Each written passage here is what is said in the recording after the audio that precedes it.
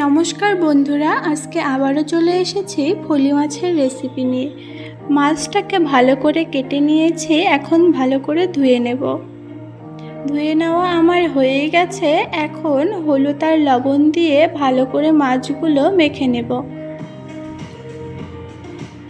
এদিকে আমি ডাঁটা, আলু আর বেগুন অল্প করে কেটে নিচ্ছি। কেটে নেওয়া আমার হয়ে গেছে, ধুয়ে নিয়েছি। এখন গ্যাসে কড়াই বসিয়ে দেব। কড়াই গরম হয়ে গেছে, পরিমাণ মতন তেল দিয়ে দিচ্ছি। তেল আমার গরম হয়ে গেছে, এখন এক এক করে মাছগুলো কড়াইয়ে দিয়ে ভেজে নেব।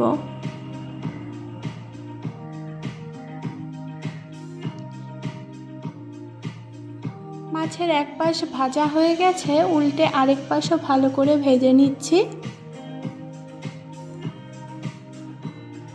মাছ ভাজা আমার হয়ে গেছে, নামিয়ে নিয়েছি।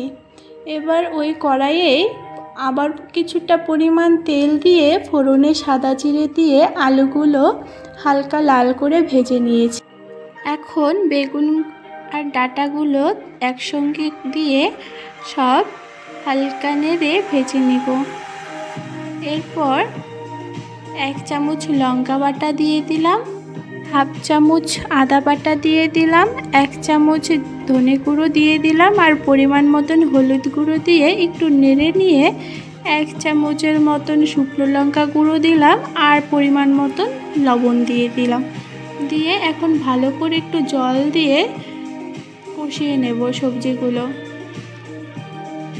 এরপর একটা ঢাকনা দিয়ে ঢেকে দিয়ে আর একটু কষিয়ে নিয়ে জল দিয়ে এবার ঝোলের জলটা ফুটতে দেব। আর এদিকে সবজিগুলো সেদ্ধ হয়ে যাচ্ছে। ঝোলের জল ফুটে গেছে, এখন মাছগুলো দিয়ে আর একটু মাছগুলোকে ভালো করে ঝোলের সঙ্গে ফুটিয়ে নেব।